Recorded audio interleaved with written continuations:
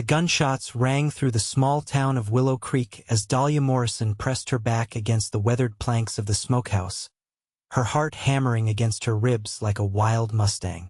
It was 1878 in the Arizona Territory, and she had just witnessed something no woman should ever have to see. Dust swirled around her skirts as she tried to control her breathing. Her fingers clutched a leather-bound journal to her chest, evidence that could hang the most powerful man in the county. She had fled the general store in a panic after discovering the secret ledger hidden beneath the floorboards, and now the sound of horses and angry voices grew closer. Check behind the buildings. She couldn't have gotten far. A man's voice bellowed, followed by the sound of boots hitting packed earth. Dahlia closed her eyes, offering a silent prayer. 22 years of life hadn't prepared her for this moment. The daughter of a schoolteacher, she'd come west after her father's death to take a position at the town's small school. Now she wished she'd stayed in Boston. The steady crunch of footsteps approached, then stopped. Dahlia held her breath. "Miss Morrison?" The voice was quiet, barely above a whisper. "Don't make a sound." She nearly screamed but managed to stifle it when a man's face appeared at the corner of the smokehouse. His eyes were the color of a summer sky, his face weathered from sun and wind beneath the shadow of his Stetson. She recognized him immediately. Rylan Wade, one of the ranch hands from the big sky spread north of town. "They're looking for you," he whispered, his gaze flicking toward the main street. "Whatever you've got there, Barton's men are mighty intent on getting it back." Dahlia clutched the ledger tighter. "How did you? No time. You need to come with me." He extended his hand, calloused and strong. "I've got a horse waiting behind the blacksmith's. But you've got to trust me." Trust wasn't something Dahlia gave easily, especially not to a man she barely knew beyond polite nods in town. But the sound of more men joining the search left her with little choice. "Why are you helping me?" she whispered. Something dark passed across his face. "Because Barton and his men have gone unpunished for too long. Now, will you come?" The decision made itself. Dahlia reached out and took his hand. Rylan's fingers closed around hers, warm and reassuring, as he led her in a crouched run along the back of the buildings. Every few steps he would pause, listening before continuing on. When they reached the blacksmith's, a dappled gray horse waited, already saddled. "Up you go," Rylan whispered, interlacing his fingers to create a step for her foot. Dahlia hesitated only a moment before gathering her skirts and placing her boot in his hands.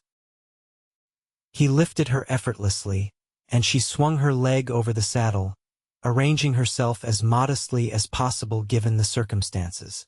Rylan mounted behind her, his chest pressing against her back as he reached around to take the reins.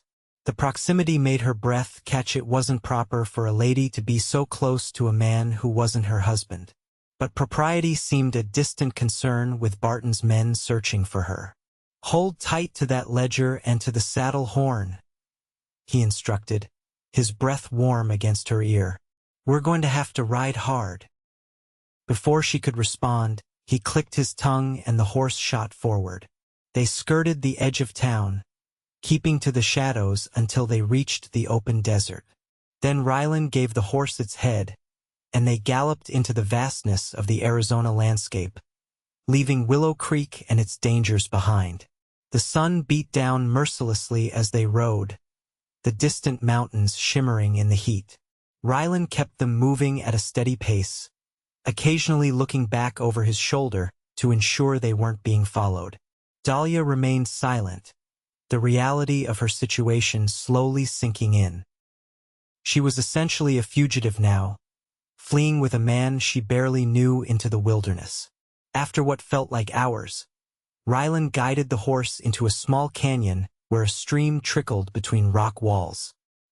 He dismounted first, then reached up to help her down. Her legs trembled from the long ride, and she stumbled slightly as her feet touched the ground. "Easy," he said, his hands steadying her at the waist. He released her quickly, seeming to remember himself. "We'll rest here for a bit. Give the horse a chance to drink." Dahlia nodded, still clutching the ledger. "Mr.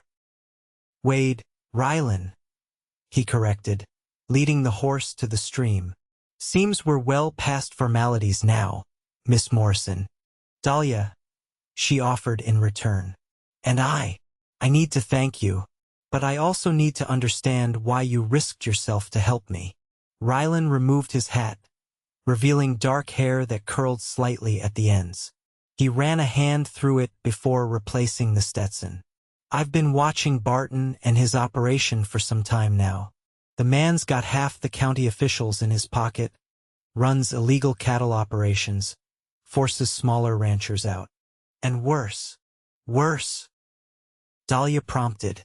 His jaw tightened. "My brother rode for him briefly, until he discovered what was really happening at the Barbie Ranch. Ben was going to the marshal with information when he had an accident. His horse came back to our family's place without him. We found him at the bottom of Sawyer's Gorge." Understanding dawned on Dahlia. "I'm sorry. Been nearly a year now," Rylan said, his voice tight. "I've been trying to find evidence of what Barton's been doing, but he's careful. And then today I see you running from his men, clutching something they clearly want badly." Dahlia looked down at the ledger in her hands. "I was delivering books to the general store.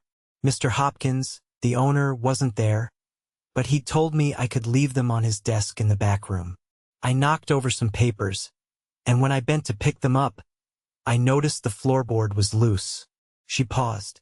"I shouldn't have looked, but I was curious. This was underneath." She opened the ledger, revealing page after page of meticulous entries, names, dates, amounts. "It's all here. Bribes to officials, records of cattle rustling, even." Her voice caught. "Even payments to hired guns for permanent solutions." Rylan's expression darkened as he looked over the pages. "This is it. This is what we need to bring Barton down." He met her eyes. "But he'll never let you testify. Not as long as he's got men searching for you. What choice do I have? I can't run forever." "No," he agreed. "But I know somewhere you can lay low while I figure out our next move. Somewhere Barton wouldn't think to look."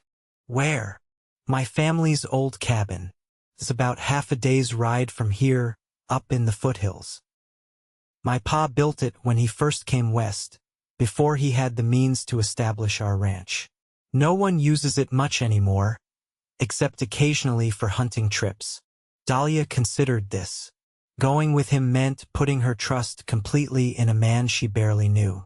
Yet something in his eyes, a steadiness, an honesty, compelled her to believe in him. "All right," she said finally. "But once we're there, we need to make a plan to get this ledger to the proper authorities." Rylan nodded. "We will. I promise you that." They rested for another hour, sharing the jerky and hardtack Rylan had in his saddlebags. As they prepared to leave, he helped her back onto the horse, his hands lingering a moment longer than necessary at her waist. The touch sent an unexpected warmth through Dahlia, which she quickly dismissed as a reaction to her stressful circumstances. They continued their journey through the afternoon, the landscape gradually changing as they gained elevation. Saguaro cacti gave way to juniper and pine, and the air cooled noticeably. By the time the sun began to set, they had entered a densely wooded area, following a narrow trail that Dahlia would have missed entirely if she had been alone. "Not much further," Rylan assured her, guiding the horse around a bend in the trail. The cabin appeared suddenly, nestled among tall pines. It was small but solidly built, with a stone chimney and a porch that wrapped around one side. It looked welcoming, despite its remote location. Rylan dismounted and helped Dahlia down, then led the horse to a small lean-to at the side of the cabin. "Let me check inside first," he said, drawing his revolver. Dahlia waited anxiously, watching as he disappeared into the cabin. A moment later, he emerged. All clear. It's dusty, but it'll do.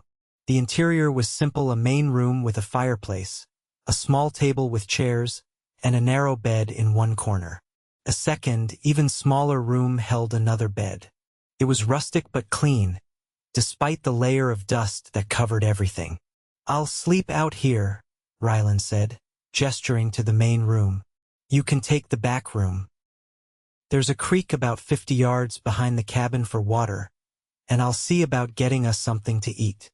Dahlia nodded, suddenly exhausted. The events of the day had caught up with her, and the adrenaline that had kept her going was fading. "Thank you," she said quietly, "for everything." Rylan's expression softened. "Get some rest, Dahlia. We're safe here for now." As she settled onto the small bed in the back room, still fully clothed, Dahlia reflected on how drastically her life had changed in the span of a single day. She had gone from being a respectable schoolteacher to a fugitive hiding in the wilderness with a cowboy she barely knew. Yet despite the danger and uncertainty, there was something comforting about Rylan's presence. With the ledger tucked securely beneath her pillow, Dahlia drifted into an uneasy sleep, her dreams filled with galloping horses and a pair of steady blue eyes. Dawn broke with soft golden light filtering through the cabin's small window. Dahlia woke disoriented, momentarily forgetting where she was until the events of the previous day came rushing back. She sat up, checking to ensure the ledger was still under her pillow, then smoothed her rumpled dress as best she could. The aroma of coffee and something cooking drew her from the bedroom. Rylan stood at the fireplace, tending to a cast-iron skillet. He'd removed his coat and rolled up his shirt sleeves, revealing strong forearms tanned by the sun. "Morning," he said, glancing up as she entered. "Hope you're hungry. Caught some trout in the creek." "It smells wonderful," Dahlia admitted, realizing she was famished. "I didn't know cowboys could cook." A half-smile lifted one corner of his mouth. "When you live on your own, you learn quick or you starve." He transferred the fish to 2 tin plates. "Coffee's ready too. It's strong, but it'll wake you up." They ate at the small table, the fish simple but delicious. Dahlia found herself studying Rylan when he wasn't looking. In the light of day, she could see him more clearly: the faint scar that ran along his jaw, the crow's feet at the corners of his eyes that suggested he smiled more than his current serious demeanor indicated, the way his hands moved with precise efficiency. "You're staring," he said without looking up. Dahlia felt heat rise to her cheeks. "I'm sorry. I was just thinking about how strange it is to be sitting here with you. Yesterday morning, you were just someone I nodded to in town. Now you're—" She trailed off, unsure how to finish. "Now I'm the man hiding you from a powerful rancher who wants you dead," Rylan completed bluntly. "Not exactly how I planned to get better acquainted with the town's schoolteacher." The statement caught her off guard. "You wanted to get better acquainted?" It was Rylan's turn to look slightly uncomfortable. "I've noticed you since you came to town last fall. Thought about introducing myself properly a few times, but never seemed to find the right moment." The admission sent an unexpected flutter through Dahlia's stomach. "Oh, anyway," he continued, clearing his throat, "we need to figure out what to do with that ledger. Barton's not going to stop looking for you." Dahlia nodded, grateful for the change of subject. "The federal marshal in Tucson might help. He's not from here, so he's less likely to be in Barton's pocket." "That's a good thought, but Tucson's a 4-day ride, and Barton's men will be watching the roads and the train stations." Rylan frowned in thought. "There's another option. My brother's friend, Daniel Williams, is a deputy marshal based in Prescott. He was trying to help Ben build a case against Barton. If anyone would listen to us, it'd be him. How do we reach him?" "I could ride to the nearest telegraph office in Pine Ridge.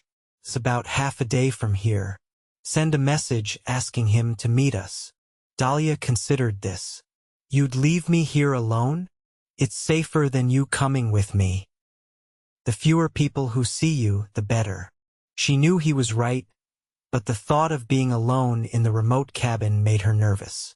How long would you be gone? I'd leave at first light tomorrow, be back by nightfall if all goes well.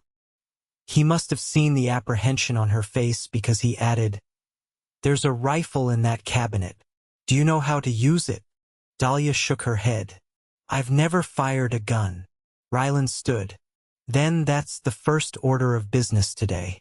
If you're going to be alone here, even for a day, you need to be able to protect yourself. They spent the morning with Rylan patiently teaching Dahlia how to load, aim, and fire the Winchester rifle.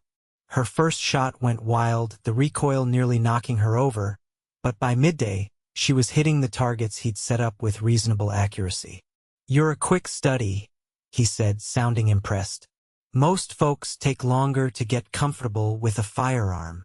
I had a good teacher, she replied, lowering the rifle. Their eyes met, and for a moment, something unspoken passed between them. Rylan broke the connection first, looking away. We should head back. I need to check on the horse and make sure we've got enough provisions. As they walked back to the cabin, Dahlia found herself watching the way he moved, confident but alert, always scanning their surroundings. It made her feel safe, knowing he was so vigilant. Can I ask you something? She said suddenly. Sure. What will you do? After all this is over, Rylan was silent for a few steps. I hadn't thought that far ahead. Get justice for Ben first and foremost. After that, he shrugged. Continue working our family's ranch, I suppose. My pa's getting older, needs the help. What about you? Will you stay in Willow Creek? The question gave Dahlia pause. I don't know. I came west for a fresh start after my father died. Teaching seemed like a good opportunity. But now, she sighed. It depends on what happens with Barton, I suppose. If he's brought to justice, maybe I could return. And if not, then I'll have to start over somewhere new. The thought filled her with a mixture of anxiety and sadness. She'd grown fond of Willow Creek and her students. Rylan seemed to sense her distress. Let's focus on getting through the next few days first. One step at a time. They spent the remainder of the day preparing for Rylan's departure. He showed her where everything was kept in the cabin, made sure she had enough firewood, and went over what to do if anyone approached while he was gone. Keep the rifle close, he instructed. And remember, if you hear someone coming, don't wait to see who it is. Hide in the root cellar. He showed her the trapdoor beneath a rug, leading to a small underground space used for storing preserves. As evening fell, they shared another simple meal. The conversation flowed more easily now, both of them sharing stories from their lives. Dahlia told him about growing up in Boston with her father, a widower who had instilled in her a love of books and learning. Rylan spoke of his childhood on the ranch, of his brother Ben and their adventures, his voice softening when he mentioned his family. Your brother sounds like he was a good man, Dahlia said gently. The best, Rylan agreed, his eyes distant with memory. He was always the one standing up for what was right, even when it wasn't easy. That's what got him killed in the end.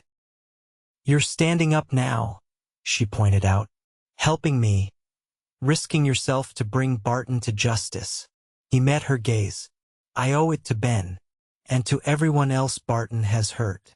After a pause, he added more quietly, and I couldn't have lived with myself if I'd let anything happen to you.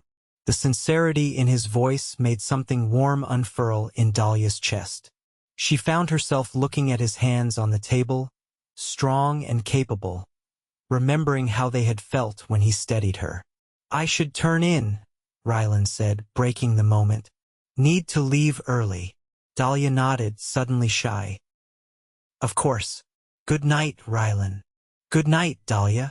As she lay in bed that night, listening to the occasional creak of floorboards as Rylan moved in the other room, Dahlia realized with a jolt that despite the danger and uncertainty of her situation, she felt more alive than she had in years. And much of that had to do with the man sleeping just beyond her door. Morning came too quickly. Dahlia woke to the sound of Rylan moving about the cabin, already preparing to leave. She quickly dressed and joined him in the main room. "I've left plenty of food," he said, buckling on his gun belt. "And there's more coffee. Try to keep smoke from the chimney to a minimum during the day. At night, it won't be as visible." Dahlia nodded, trying to hide her nervousness. "I'll be fine." Rylan paused, studying her face. "I know you will. You're stronger than you give yourself credit for." He hesitated, then reached into his pocket and pulled out a small revolver. "Take this too.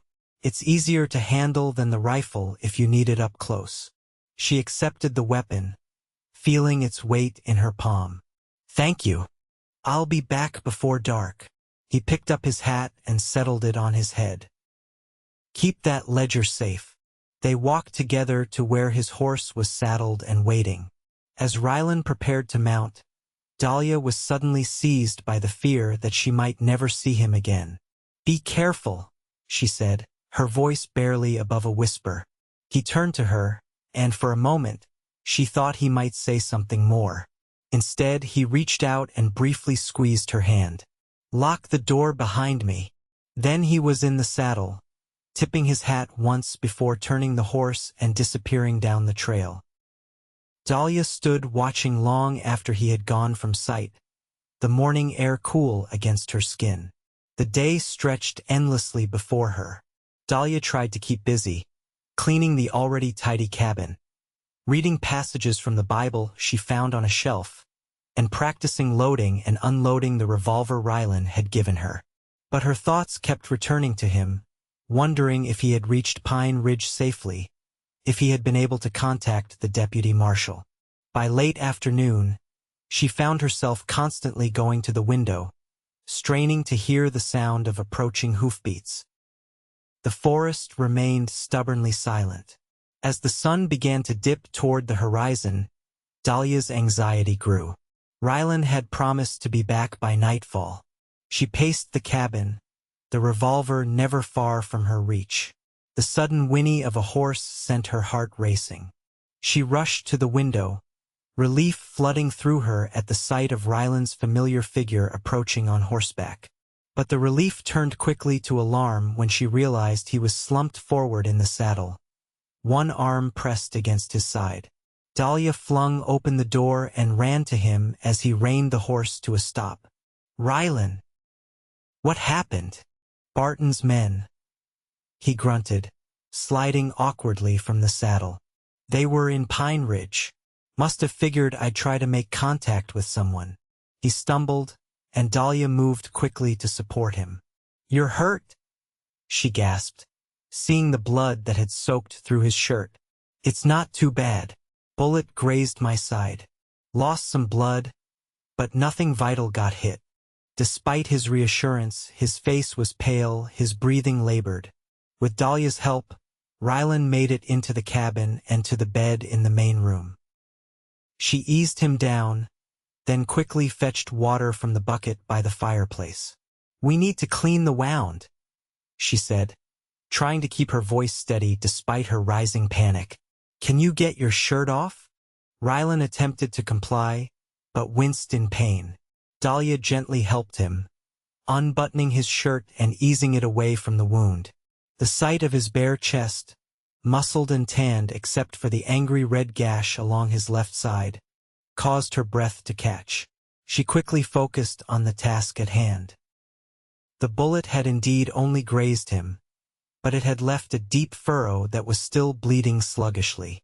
Dahlia cleaned it as best she could, using strips torn from one of her petticoats as bandages. "Did you get the message to the deputy marshal?" she asked as she worked, partly to distract him from the pain, partly because she needed to know. "Yes," Rylan confirmed through gritted teeth. "Daniel will meet us in 3 days at Wilson's Crossing, about 10 miles east of here. He'll bring men he trusts." "That's good," Dahlia said, securing the bandage. That's very good. When she finished, Rylan caught her hand. Thank you. You've got a steady touch. I've had some practice. The schoolhouse in Boston was in a rough neighborhood. Children were always coming in with cuts and scrapes. She tried to smile, but worry made it difficult. You should rest now. Not yet. He sat up slightly, wincing. We need to be ready to move if necessary. I don't think they followed me here, but I can't be certain. You're in no condition to travel, Dahlia protested. If Barton's men come, we won't have a choice. His expression was grim. They won't just be looking to recover the ledger anymore. I killed one of them when they ambushed me. The gravity of their situation sank in anew. What do? We wait, keep watch, and if we hear anyone approaching who isn't Daniel, we slip out the back way. There's an old hunting trail that leads higher into the mountains. It's rough going, but it could give us an escape route. Dahlia nodded, trying to absorb this information. You need to eat something, regain your strength. I'll make some food. While she prepared a simple meal, Rylan dozed fitfully. She watched him from across the room, noting how vulnerable he looked in sleep. The hard lines of his face softened. It struck her how much she had come to rely on him in such a short time, how the thought of him being seriously hurt affected her so deeply. When the food was ready, she gently woke him. They ate in relative silence, both lost in their own thoughts about the precarious situation they found themselves in. You should take the bedroom tonight, Rylan said as they finished. I'll stay out here. Keep watch. You're injured, Dahlia objected. You need proper rest. I'll rest better knowing you're safe. His stubbornness both frustrated and touched her. At least let me take the first watch. You sleep for a few hours, then we can trade. After some argument, Rylan reluctantly agreed. Dahlia helped him lie down more comfortably, then took up position in a chair near the window, the revolver in her lap. The night stretched long and quiet, broken only by the occasional call of an owl or the rustle of wind through the pines. She found herself watching Rylan as he slept, the steady rise and fall of his chest, the way the moonlight cast shadows across his features. When had this man, practically a stranger 3 days ago, become so important to her? Sometime past midnight, Rylan stirred and insisted on taking over the watch despite Dahlia's protests. She reluctantly retired to the bedroom, exhausted but finding sleep elusive as she worried about his condition and what the coming days might bring. The next morning brought no sign of pursuit, which they took as a good sign. Rylan's wound looked better upon inspection, and he moved with less pain, though Dahlia insisted he continue to rest as much as possible. They passed the day in quiet conversation, learning more about each other. Dahlia discovered that beneath Rylan's reserved exterior was a man of deep convictions and unexpected gentleness. He spoke of his dream to expand his family's ranch, to breed horses as his grandfather had done. In turn, she told him of her hopes to someday start a proper school with real desks and books for every child. You'd be good at that, he said, a warmth in his eyes that made her heart skip. I've heard how the children in town talk about you. They adore their Miss Morrison. I love teaching them, she admitted. It's not just about reading and arithmetic. It's about helping them see possibilities beyond their current circumstances. Is that why you came west? To find new possibilities? Dahlia nodded. After my father died, there was nothing keeping me in Boston. I wanted something different, something meaningful. And did you find it in Willow Creek? She considered the question carefully. I was beginning to, before all this happened. Her hand unconsciously moved to where the ledger was hidden in a flour sack on a high shelf. Now I'm not sure what will happen. You'll find your place, Rylan said with quiet confidence. Whether it's in Willow Creek or somewhere else.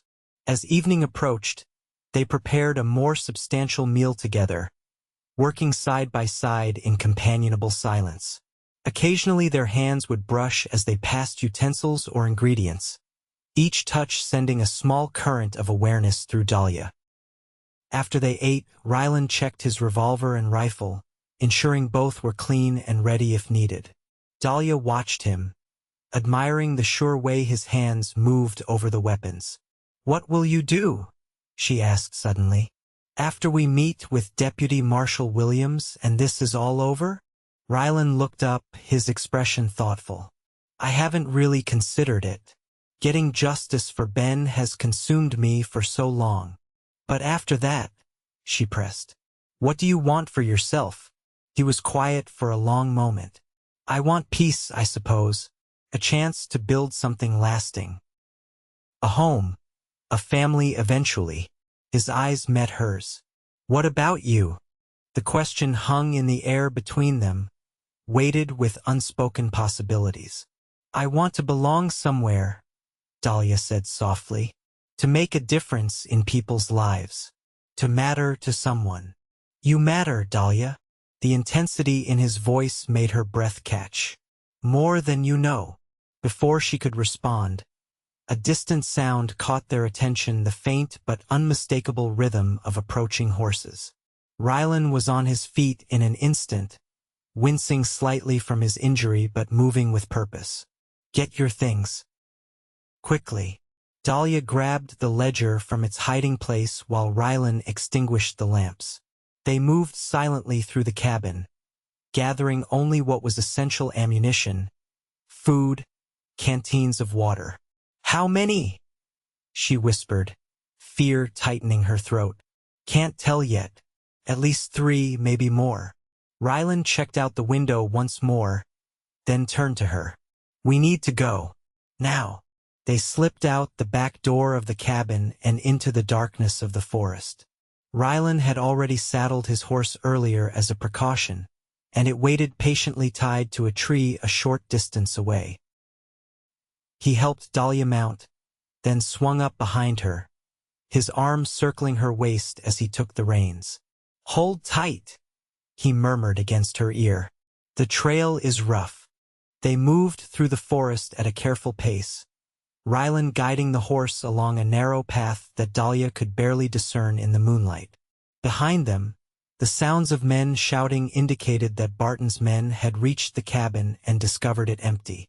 "They'll follow our trail," Rylan said grimly. "We need to put as much distance between us as possible before daylight." The night journey was harrowing.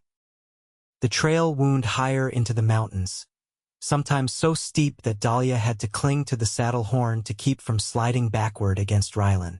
Despite his injury, he remained steady behind her, his presence a reassuring anchor in the frightening darkness.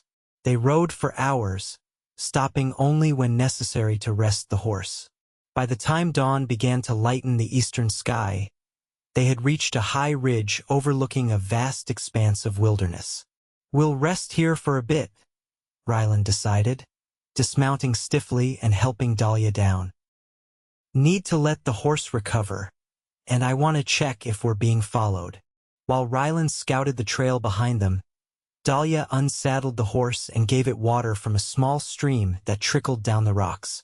The animal was tired but still strong, nuzzling her hand gratefully when she stroked its neck. Rylan returned looking grim. "They're still on our trail. For men, maybe 5. Good trackers, too." "What do we do?" Dahlia asked, fear rising anew. "We keep moving. Wilson's Crossing is still a day's ride from here. If we can reach it by tomorrow afternoon, we might meet Daniel early. And if we can't outride them," Rylan's hand moved to his gun, "then we make a stand where we have the advantage. But it won't come to that. I promise you." Despite his reassurance, Dahlia could see the concern in his eyes. They were outnumbered, with limited ammunition and supplies, and Rylan was still injured. The odds were not in their favor. They ate a quick meal of jerky and hardtack, then continued their journey. The path grew increasingly treacherous, winding along cliff edges and through dense thickets of pine and spruce. By midday, they had descended into a valley where a small creek meandered through a meadow dotted with wildflowers. "We need to cross here," Rylan said, surveying the open ground with caution. "It's exposed, but there's no other way to reach the pass that leads to Wilson's Crossing." "Will they be able to see us?" Dahlia asked, scanning the ridge they had descended from. "Possibly, but we don't have much choice." They urged the horse forward, moving as quickly as possible across the meadow. They were halfway across when a distant crack echoed through the valley, a rifle shot. The bullet kicked up dirt several yards to their right. "Hold on!" Rylan shouted, spurring the horse into a gallop.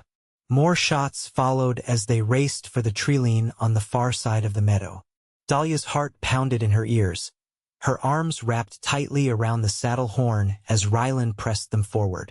Just as they reached the cover of the trees, she felt him jerk behind her, heard his sharp intake of breath. "Rylan!" she called fearfully over her shoulder.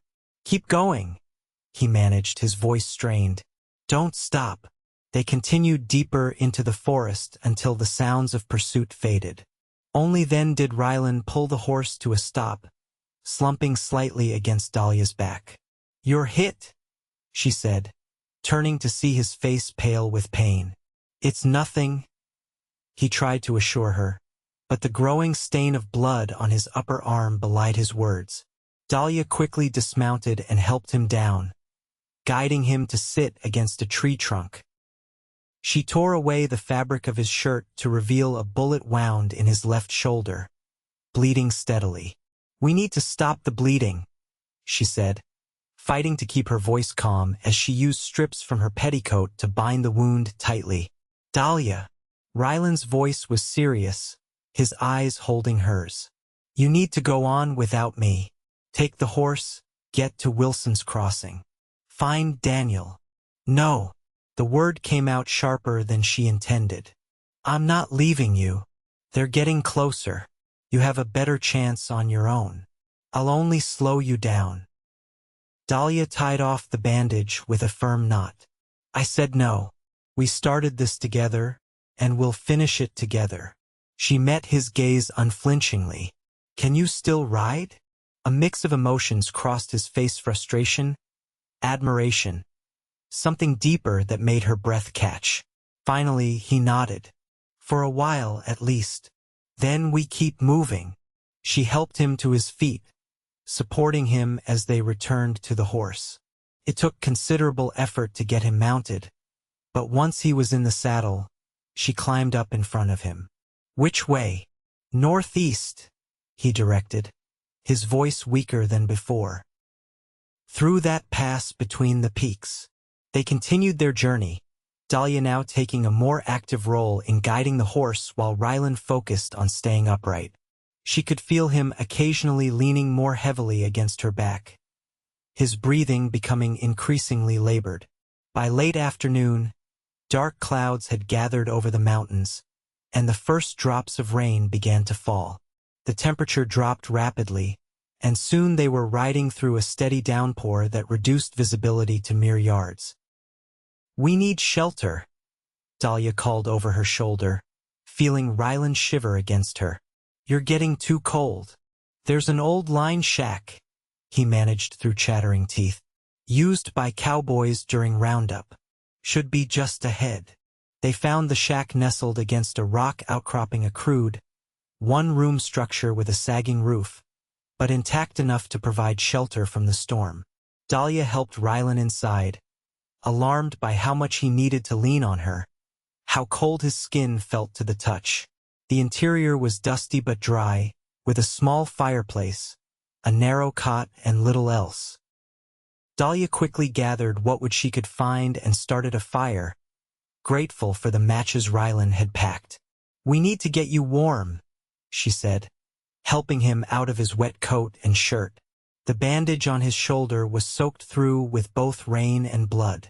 "You're pretty good at undressing me," Rylan attempted to joke, though his voice was weak. "Twice in 2 days. Don't get used to it," she retorted, but there was no heat in her words. She was too worried about the pallor of his skin, the glassy look in his eyes that suggested fever was setting in. She redressed his wounds as best she could. First the bullet graze on his side, which was healing well, then the new injury to his shoulder. The bullet had passed clean through, which was fortunate, but he had lost a significant amount of blood, and infection was a real risk. After tending to Rylan, Dahlia removed her own wet outer garments and hung them near the fire to dry. Clad only in her chemise and petticoat, she was acutely aware of her state of undress, but practicality overruled propriety. They both needed to get warm and dry to survive. "You should rest," she told Rylan, helping him lie down on the cot. She covered him with his duster, which had remained relatively dry inside his saddlebag. "What about you?" he asked, his eyes already drooping with exhaustion. "I'll keep watch." She checked the revolver he had given her, making sure it was loaded and ready. "Sleep now. You need to regain your strength." As Rylan drifted into an uneasy slumber, Dahlia sat by the fire, listening to the rain beating against the roof of the shack. The storm had grown into a full-fledged tempest, with lightning flashing and thunder rolling across the mountains. In some ways, the weather was a blessing. It would wash away their tracks, making it harder for Barton's men to follow them. But it also meant they were trapped here until the storm passed, with Rylan growing weaker by the hour. Dahlia moved to check on him, placing a hand on his forehead. He was burning with fever now, his skin hot to the touch despite the chill in the air. He muttered something in his sleep, his head turning restlessly on the thin pillow. "Shoo," she soothed, stroking his hair back from his forehead. "Rest now. I'm here." His eyes flickered open briefly, unfocused but seeking hers. "Dahlia," he whispered. "Beautiful Dahlia." Her heart constricted at the words, at the vulnerability in his fever-bright eyes. "I'm right here," she reassured him. "I'm not going anywhere." "Need to tell you," he murmured, his hand fumbling for hers. "In case we don't." "Don't talk like that," she interrupted firmly. "We're going to make it through this. Both of us." He seemed not to hear her, lost in his fevered dreams. "Never thought I'd find someone like you. Someone brave and kind and—" His words trailed off as he slipped back into unconsciousness. Dahlia remained beside him, holding his hand, tears stinging her eyes. In such a short time, this man had come to mean so much to her. The thought of losing him was unbearable. Through the long night, she bathed his forehead with cool water from her canteen, trying to bring down his fever. Sometimes he would wake briefly, confused and agitated, and she would speak to him softly until he calmed. Other times, he lay so still that she had to check his breathing to reassure herself he was still alive. Outside, the storm continued to rage, matching the turmoil in Dahlia's heart. She prayed as she had never prayed before, asking God to spare this good man who had risked everything to help her. As dawn approached, the storm finally began to abate, the thunder growing more distant, the rain lessening to a gentle patter. Dahlia, exhausted from her vigil, checked Rylan once more. To her relief, his fever seemed to have broken. His skin was cooler to the touch, his breathing more regular. She must have dozed off after that, for she woke with a start to find sunlight streaming through the single window of the shack. Rylan was watching her, his eyes clear and alert for the first time in hours. "Morning," he said, his voice hoarse but stronger than it had been. "Rylan." She moved quickly to his side. "How do you feel?" "Like I got trampled by a herd of longhorns." He attempted to sit up, wincing at the movement. "But I'll live thanks to you." Relief flooded through her. "You had me worried. The fever." "I remember bits and pieces," he admitted, then looked slightly embarrassed. "Did I say anything unusual?" Dahlia felt heat rise to her cheeks, remembering his fevered words. Nothing important, she lied. Just nonsense, mostly. He didn't seem entirely convinced but didn't press the issue. What time is it? We need to get moving if we're going to reach Wilson's Crossing by the afternoon. You're in no condition to travel, Dahlia objected. We don't have a choice. His expression was grim. Barton's men will still be looking for us, and Daniel won't wait forever. This might be our only chance to get that ledger to someone who can use it. She knew he was right, despite her concerns about his health. At least eat something first, and let me check your wounds. While Rylan ate the last of their provisions, Dahlia examined his injuries. The bullet wound in his shoulder looked better than she had feared, with no signs of serious infection. The graze on his side was healing cleanly. You're lucky, she told him, rebandaging the shoulder. A few inches lower, and that bullet would have hit something vital. I've always been lucky, he said, catching her hand as she finished. But never more so than when you decided to trust me behind that smokehouse. Their eyes met, and Dahlia felt something shift between them, a deepening of the connection that had been growing since their first encounter. For a moment, she thought he might pull her closer, but instead, he released her hand and looked away. We should get ready to leave, he said, his voice rougher than before. They prepared in silence, gathering their few belongings and checking their weapons. Outside, the world was washed clean by the storm, the air crisp and clear, the sky a brilliant blue.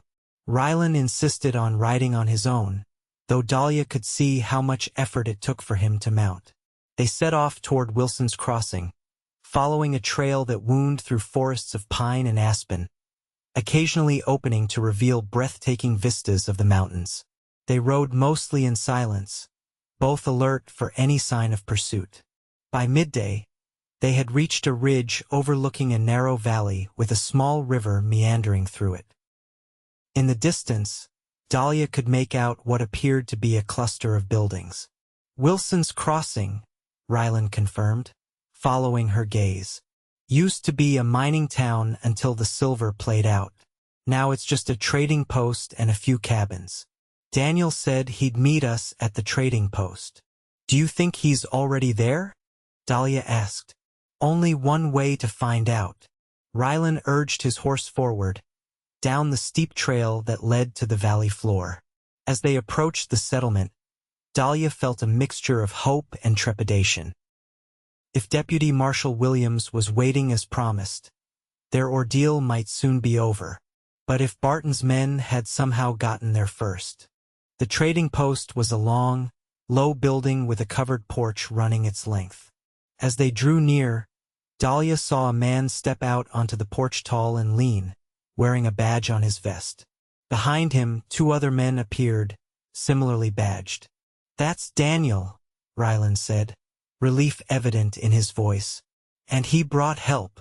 They rode the final distance to the trading post, where Deputy Marshal Williams greeted them with evident concern. Rylan, he said, taking in his friend's injured state. You look like hell. Feel about the same, Rylan admitted as he dismounted carefully. But we made it, and we brought what you need to take down Barton. Dahlia removed the ledger from inside her cloak, handing it to the marshal. Williams flipped through it, his expression growing increasingly grim. This is it, he said finally. Names, dates, amounts. Everything we need to build a case against Barton and his associates. He looked up at Dahlia. You've taken a terrible risk bringing this to us, Mississippi. Morrison, she supplied. Dahlia Morrison. Miss Morrison. He tipped his hat respectfully. The federal court will want your testimony, but I promise you'll have protection. What about Barton's men? Rylan asked. They've been tracking us for days. We've got men watching the trails into town. One of the other deputies assured him. If they show up, they'll find a welcoming committee they weren't expecting. Williams nodded toward the trading post. There are rooms upstairs where you can rest and clean up. You both look like you could use it. We'll keep watch, don't worry." The promise of safety after days of fear and flight was overwhelming. Dahlia felt tears threatening and blinked them back. Rylan must have noticed, for he placed a steadying hand at the small of her back, guiding her toward the building. "It's over," he murmured for her ears alone. "You're safe now." But as they entered the trading post, Dahlia realized that while the danger might be ending, so too was her time with Rylan. Once they returned to civilization, once Barton was dealt with, they would go their separate ways. The thought left an unexpected emptiness in her chest. The trading post owner, a gruff but kind man named Simmons, showed them to 2 small rooms above the store. They were sparsely furnished but clean, with real beds and washstands, luxuries after their days in the wilderness. "I'll have hot water brought up," Simmons told them. "And my wife's putting together some food. You folks look half-starved." Left alone in her room, Dahlia sat heavily on the bed, the events of the past days catching up with her all at once. She was safe. The ledger was in the hands of the law. Justice for Ben Wade and all of Barton's other victims was within reach. So why did she feel this strange melancholy? A soft knock at her door roused her from her thoughts. She opened it to find a young woman with a steaming pitcher of water and a stack of towels. "Mrs. Simmons thought you might like these," the girl said shyly. "And she sent up a dress you can borrow while yours is being washed." "That's very kind," Dahlia said, accepting the items gratefully. "Please thank her for me." After the girl left, Dahlia washed away the dirt and grime of their journey, relishing the feeling of being clean again. The borrowed dress was a simple calico, a bit large but comfortable. As she pinned up her hair, she caught sight of her reflection in the small mirror above the washstand. She barely recognized the woman who looked back at her thinner, more weathered, but somehow stronger than the schoolteacher who had fled Willow Creek days ago. Another knock drew her attention. This time it was Rylan who stood in the hallway, freshly washed and shaved, his injured arm in a proper sling provided by one of the deputies. He'd found clean clothes somewhere, though his hat was still the same worn Stetson. "Simmons's wife has dinner ready downstairs," he said. "Thought you might be hungry." "Starving," Dahlia admitted with a small smile. They descended to the main room of the trading post, where a table had been set with a hearty meal: roast beef, potatoes, fresh bread, and apple pie for dessert. Deputy Marshal Williams and his men joined them, along with the Simmonses. As they ate, Williams explained what would happen next. "We'll leave for Prescott tomorrow. The federal judge is already there for the circuit court session. With the evidence in that ledger and your testimonies, we can get warrants issued for Barton and his associates immediately." "What about Willow Creek?" Dahlia asked. "Is it safe to return there?" Williams exchanged a glance with Rylan. "Not yet. Barton still has men there, and until we've rounded them all up, it would be best if you stayed under protection. The court can arrange accommodations in Prescott." The thought of being separated from everything familiar, her small house near the schoolyard, her students, the life she had begun to build, was painful. But Dahlia nodded in understanding. There was no going back, at least not yet. After dinner, while the others remained at the table discussing strategies for apprehending Barton, Dahlia stepped outside onto the porch. The night was clear, stars emerging in the deepening blue of the sky. She wrapped her arms around herself, feeling the chill in the air. The sound of the door opening behind her announced Rylan's presence before he spoke. "Everything all right?" She didn't turn, keeping her gaze on the distant mountains, just thinking about what happens next. He moved to stand beside her, his good arm resting on the porch railing. "Worried about testifying?" "A little," she admitted, "but mostly just uncertain about everything." "That's understandable. Your whole life has been upended." Dahlia glanced at him, noting the way the lamplight from inside gilded his profile. "What about you? What will you do after the trial?" Rylan was quiet for a moment. "Go home, I suppose. Try to help my pa with the ranch. Start over." He turned to face her. "What about you? Will you try to go back to teaching in Willow Creek?" "I don't know if that's possible now. Even if Barton is convicted, there will be people in town who resent my part in it. His friends, his business associates." She sighed. "I might need to move on. Find a new place." "You could," Rylan began, then stopped, seeming to reconsider his words. "I could what?" Dahlia prompted, turning fully toward him. His eyes met hers, and in them, she saw a vulnerability that matched her own. "You could come to Big Sky. Our town needs a teacher. The children have to ride 10 miles to the next settlement for schooling now." The offer took her by surprise. "You'd want me there? After everything?" "Because of everything," he corrected softly. "Dahlia, these past days have been the most dangerous of my life. But also," he struggled for words, "I've never met anyone like you. Your courage, your kindness, the way you stayed with me when you could have saved yourself." He took a step closer, close enough that she could feel the warmth of him in the cool evening air. "I know it's too soon. We've only known each other a handful of days. But I can't bear the thought of you disappearing from my life once this is over." Dahlia's heart raced at his words, at the sincerity in his eyes. "It's not too soon," she whispered. "Not when every day might have been our last. Not when I've seen the kind of man you are, Rylan." His good hand came up to cup her cheek, his touch gentle. "What kind of man am I?" "The kind who waits quietly behind a smokehouse for a woman in trouble," she said with a small smile. "The kind who risks his life for justice. The kind who sees me really sees me." The distance between them vanished as Rylan lowered his head, his lips meeting hers in a kiss that was both tender and urgent. Dahlia's arms went around his neck, careful of his injured shoulder, as she returned the kiss with all the emotion that had been building since their first meeting. When they finally parted, both breathless, Rylan rested his forehead against hers. "Is that a yes? You'll consider coming to Big Sky?" "It's a yes," Dahlia confirmed, her heart lighter than it had been in days. "Once this is all over, once Barton is brought to justice, I'd like that very much." His smile was like sunrise breaking over the mountains. "Then we have something to look forward to, beyond all this."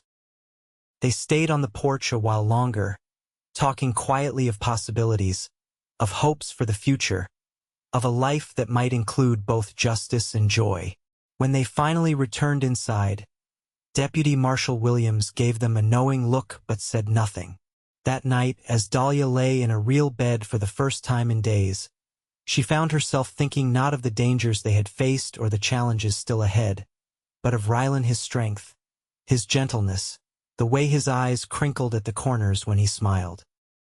Whatever happened in Prescott, whatever the outcome of the trial, she knew that something precious had been born in the midst of their ordeal, something worth protecting, something worth building a new life around.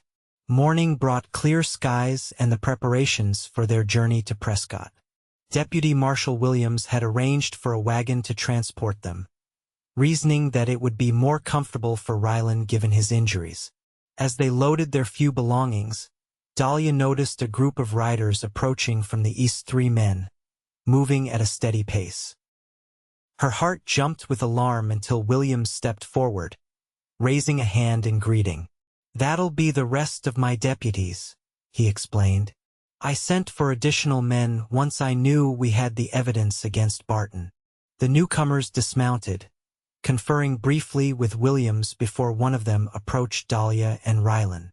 "Miss Morrison? Mr. Wade." The deputy removed his hat. "I've just come from Willow Creek. Thought you might want to know that we arrested Judge Phillips and Sheriff Taylor last night." They were preparing to leave town with a substantial amount of cash, presumably their payoff from Barton.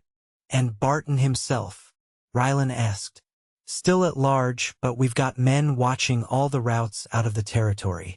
He won't get far. The deputy hesitated, then added, There's something else you should know. Barton's men ransacked the schoolhouse in Willow Creek. Seems they were looking for you, Miss Morrison, or perhaps for any other evidence you might have hidden there. Dahlia felt a pang at the news. The small schoolhouse had been her domain, a place where she had felt useful and respected. Was much damage done? I'm afraid so, but the town council met this morning and voted to have it repaired immediately. Several parents spoke up on your behalf, saying they hoped you would return once it was safe. The knowledge that she had supporters in Willow Creek, people who valued her contribution to the community, was unexpectedly moving. She glanced at Rylan, who gave her an encouraging nod. Please thank them for me, she told the deputy, and let them know I'm safe. With the wagon loaded and the additional deputies providing escort, they set off for Prescott. The journey would take 2 days, with an overnight stop at a way station. Dahlia sat beside Rylan on the wagon seat, the ledger safely stowed in a locked box beneath them. As Wilson's Crossing disappeared behind them, Rylan reached over to take her hand. Having second thoughts about Big Sky? He asked quietly. Now that you know people in Willow Creek want you back? Dahlia considered the question seriously. It's nice to know I made a difference there, that I'm remembered kindly. But Willow Creek will always be connected to Barton in my mind now, I think. She squeezed his hand. I think I'd prefer a fresh start. With you. The smile that lit his face was worth any uncertainty she might have felt. Big Sky is beautiful in the spring, he told her. The wildflowers cover the meadows, and you can see for miles from the ridge above our ranch house. My mother planted an apple orchard when she first came there as a bride. The trees are mature now, heavy with fruit every fall. As he described his home, Dahlia could picture it: the sprawling ranch house, the orchards, the vast open spaces.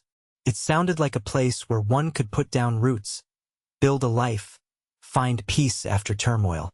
They traveled through the day, the landscape changing subtly as they moved from the higher mountains down toward the plateau where Prescott was situated. By evening, they reached the way station, a sturdy log building that served as both stage stop and inn. The station keeper, an elderly man with a limp and a welcoming smile, showed them to simple but clean rooms. After a hearty supper, Dahlia found herself too restless to sleep. She wrapped a shawl around her shoulders and stepped outside, where the night air was cool but not cold. She wasn't entirely surprised when Rylan joined her a few minutes later, moving more easily now as his wounds continued to heal. Couldn't sleep? He asked, standing close enough that their shoulders touched. Too much on my mind, she admitted. Tomorrow we'll be in Prescott.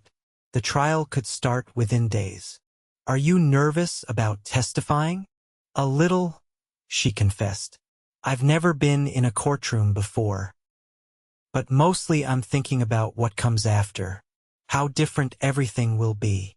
Rylan turned to face her, his expression serious in the moonlight.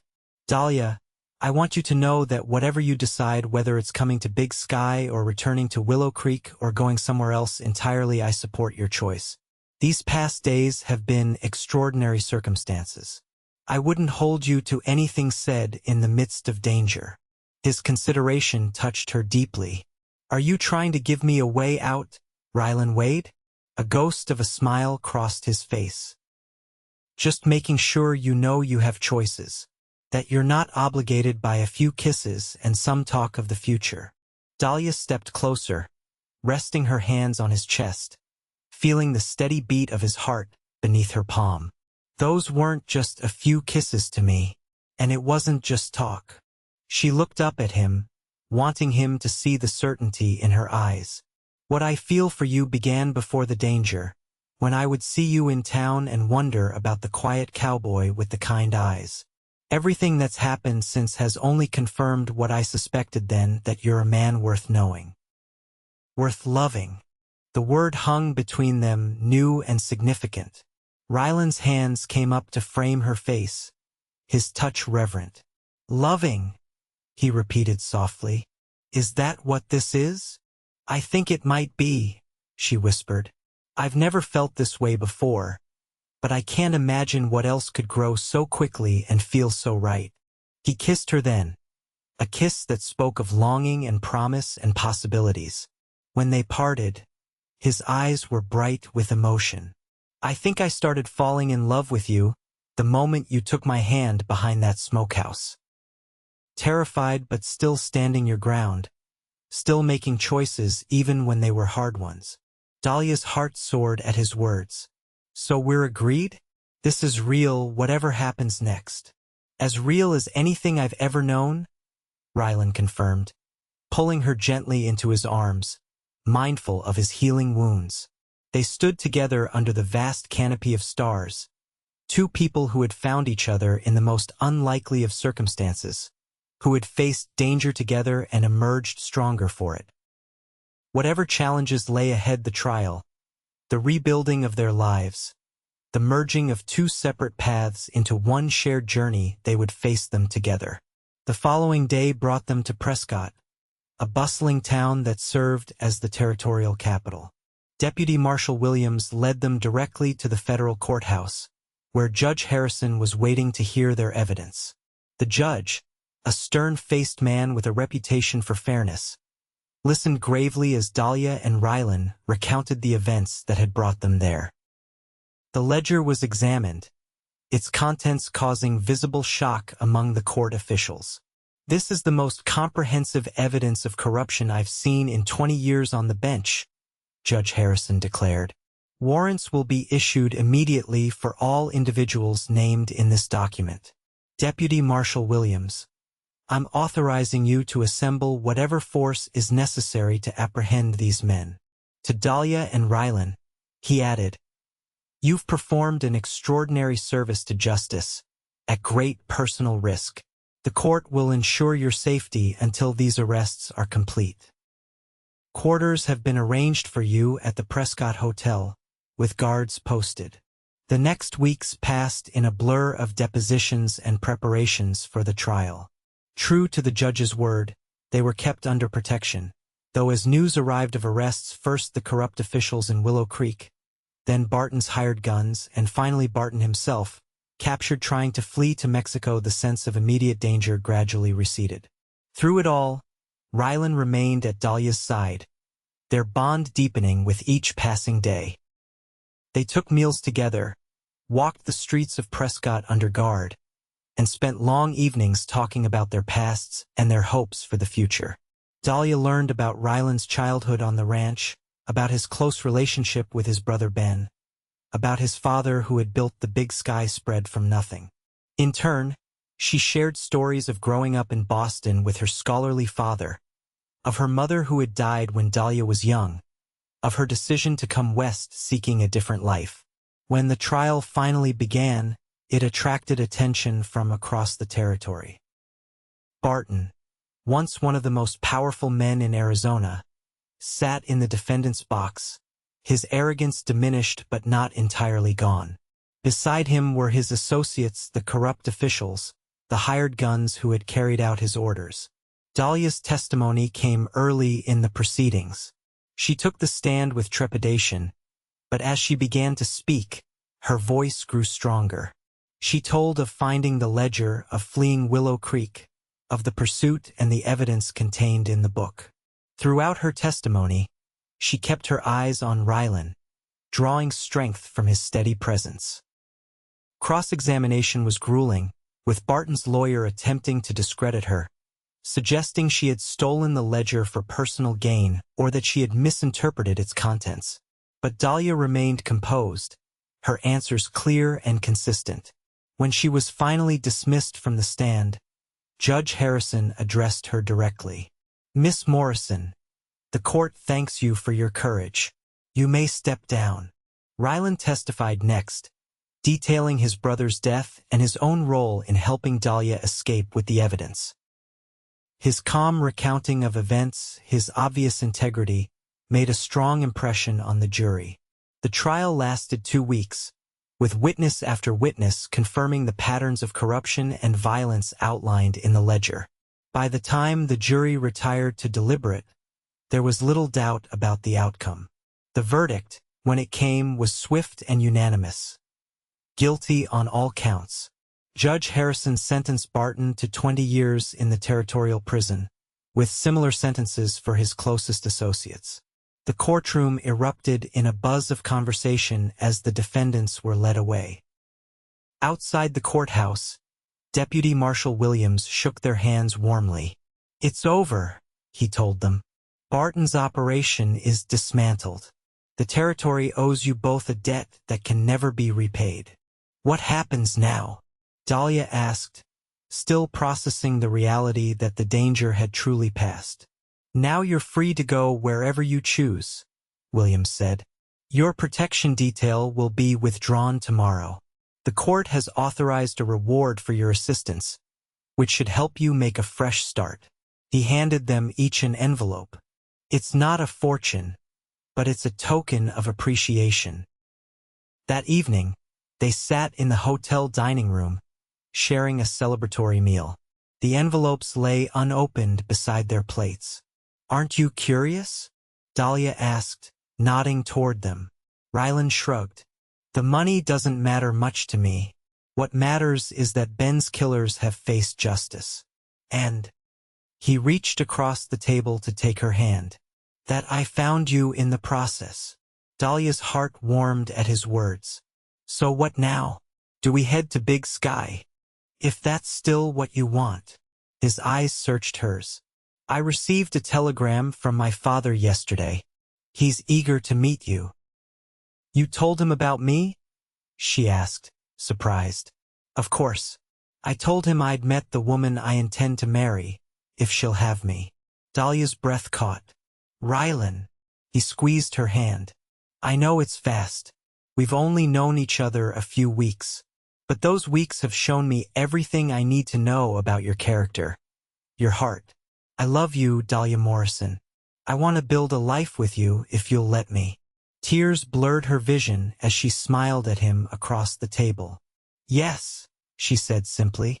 "Yes, I'll marry you." The journey to Big Sky Ranch took them through changing landscapes from the high desert around Prescott to the pine-covered mountains, and finally to the rolling grasslands where the Wade family had established their home. As they crested the final hill, Dahlia caught her first glimpse of the ranch, a sprawling main house with several outbuildings, corrals full of horses, and beyond them, the promised apple orchard, the trees just beginning to blossom with the approach of spring. Rylan reined in his horse, allowing her to take in the view. "What do you think?" he asked, a touch of nervousness in his voice. "It's beautiful," she said honestly. "It feels like a place where one could be happy." The smile he gave her was worth every hardship they had endured to reach this moment. "Then let's go home." Robert Wade, Rylan's father, was waiting on the porch as they rode up, a tall man with the same blue eyes as his son, his face weathered by years of working the land. Beside him stood a woman Dahlia hadn't expected to see, and Rylan's surprised expression confirmed he hadn't either. "Clara?" he called as he dismounted. "What are you doing here?"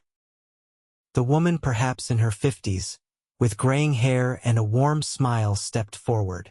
"When your father wrote that you were bringing home a bride, I wasn't about to miss it. Not after everything else I've missed." She turned to Dahlia. "I'm Clara Wade, Rylan's aunt. His mother was my sister." Introductions were made, hands were shaken, and Dahlia found herself enveloped in a familial warmth she hadn't experienced since her father's death. Robert Wade, initially reserved, softened visibly when Dahlia expressed interest in the history of the ranch and asked intelligent questions about its operation. "You've found yourself a smart one, son," he commented over dinner that evening. "And brave too, from what you've told me." Smarter and braver than me, that's certain, Rylan agreed, his eyes finding Dahlia's across the table. The days that followed were filled with preparations for the wedding, for Dahlia's new role as the teacher in the nearby settlement, for their life together. A small cabin on the ranch property was readied for them, close enough to the main house to share meals with Robert but private enough for a newly married couple. Word of their arrival and of their role in bringing down Barton had spread through the area, and neighbors rode in to meet the woman who had captured Rylan Wade's heart. Dahlia was welcomed with open arms, her teaching experience viewed as a valuable addition to the community. The wedding took place on a perfect spring day, with wildflowers carpeting the meadow behind the ranch house. The ceremony was simple but meaningful, attended by the Wade family, neighbors from surrounding ranches, and Deputy Marshal Williams, who had made the journey to stand as Rylan's best man. As they exchanged vows beneath an arch of apple blossoms, Dahlia thought back to that moment behind the smokehouse, when a stranger had offered his hand and changed the course of her life. How could she have known then that danger would lead to safety, that fear would give way to love, that a desperate flight would bring her home? "I now pronounce you husband and wife," the minister declared. "You may kiss your bride." Rylan's lips met hers in a kiss that held all the promise of their future, together, a future built on courage, on trust, on the kind of love that grows stronger through adversity. As they turned to face their guests, now as husband and wife, Dahlia caught sight of something in the distance, a hawk soaring high above the meadow, wings outstretched against the endless blue sky. Free, as they were free now to build their life together. "Happy," Rylan whispered, his arm around her waist. Dahlia leaned into him, feeling the solid strength of his presence. "More than I ever thought possible." And as they walked together toward the gathered well-wishers, Dahlia knew with absolute certainty that this man, this place, this life was exactly where she was meant to be. From the danger of that day in Willow Creek had come the greatest blessing she could have imagined. A love worth risking everything for, a home worth defending, and a future bright with promise. 10 years later, Dahlia stood on the porch of their expanded cabin, watching as Rylan taught their 8-year-old son Benjamin how to throw a lasso. Their 6-year-old daughter Eleanor sat beside her, carefully forming letters in a small notebook. "Is this right, Mama?" Eleanor asked, holding up her work for inspection. "Perfect," Dahlia assured her, smoothing a hand over her daughter's dark hair so like her father's. "You'll be the best student in the school." "That's because you're the teacher," Eleanor said confidently. Dahlia smiled at her daughter's logic. The small schoolhouse she had established in the nearby settlement had flourished over the years, with children coming from miles around to learn. Teaching remained her passion, even as her family grew and the ranch prospered under Rylan's careful management. A rider appeared on the horizon, and Dahlia recognized the silhouette of her father-in-law. Robert Wade had aged gracefully over the past decade, still running the main ranch house, though he had gradually transferred more responsibility to Rylan. His initially gruff exterior had melted completely with the arrival of his grandchildren, whom he doted on shamelessly. "Grandpa's coming," Benjamin called, abandoning his lasso lesson to run toward the approaching horse. Rylan walked over to join Dahlia on the porch, wiping sweat from his brow. At 38, he was more handsome than ever, a few strands of silver appearing at his temples, lines of laughter etched more deeply around his eyes. "Pa's early today," he commented, slipping an arm around her waist. "He probably couldn't wait to show the children whatever new trinket he's brought them," Dahlia said with a fond shake of her head. Sure enough, as Robert dismounted, he produced carved wooden animals from his saddlebags, much to the delight of his grandchildren. After distributing his gifts, he joined Rylan and Dahlia on the porch. "Mail came," he said, handing Rylan several envelopes. "Including this." He held up a letter bearing an official seal. "From the governor's office." Rylan took it with raised eyebrows, breaking the seal to read the contents. His expression grew serious as he scanned the page. "What is it?" Dahlia asked, concerned by his reaction. "It's about Barton," Rylan said quietly, mindful of the children playing nearby. "He died in prison last week." The news struck Dahlia with unexpected force. Josiah Barton had been a shadowy presence in the background of their lives for a decade, a reminder of the danger they had faced and the justice they had helped secure. Now he was gone. "The governor wanted us to know personally, given our involvement in the case," Rylan continued. "He says Barton never stopped claiming he was innocent, right to the end. Some men never accept responsibility for their actions," Robert commented. "Barton was one of the worst. The territory's better off without him." Dahlia nodded, but found herself strangely reflective. "It feels like the final chapter closing on that part of our lives." Later that evening, after the children were in bed and Robert had returned to the main house, Dahlia and Rylan sat on their porch swing, watching the stars emerge in the darkening sky. The news about Barton had stirred memories they seldom discussed anymore. "Do you ever think about how differently things might have turned out?" Dahlia asked softly. "If I hadn't found that ledger, if you hadn't been in town that day." Rylan took her hand, his thumb tracing patterns on her palm. "I try not to dwell on what-ifs. But I do thank God every day that I decided to follow you when I saw you running from the general store." "Why did you?" she asked, realizing she'd never questioned that pivotal moment. "Why risk yourself for a woman you barely knew?" He was thoughtful for a moment. "Partly because of Ben, because I was looking for any way to bring Barton to justice. But also," he turned to face her, his eyes reflecting the starlight, "because there was something about you even then, something that drew me. I'd noticed you around town, watched you with the children at the school. You had a kindness about you, a quiet strength." Dahlia leaned into him, resting her head on his shoulder. "I never told you this, but when I first arrived in Willow Creek, you were pointed out to me as one of the Wade boys from Big Sky.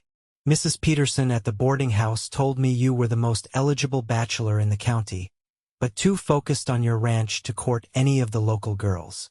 Rylan chuckled. "Is that so? Well, Mrs. Peterson wasn't entirely wrong. I was focused on the ranch, on helping Pa after we lost Ben.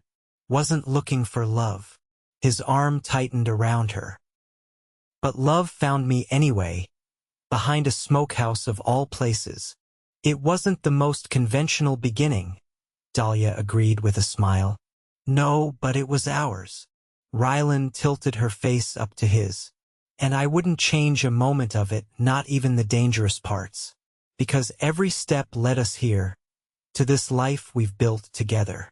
As his lips met hers in a kiss that still held all the tenderness and passion of their early days, Dahlia reflected on the journey that had brought them to this moment.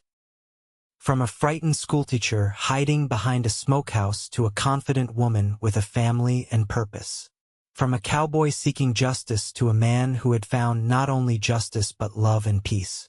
Their story had begun in danger and desperation, but it had blossomed into something beautiful and enduring. And as the stars continued their ancient dance overhead, Dahlia Wade knew with absolute certainty that she was exactly where she was meant to be, in the arms of the man who had waited quietly until she let him in, not just to a hideaway behind a smokehouse, but into her heart and her life. Forever.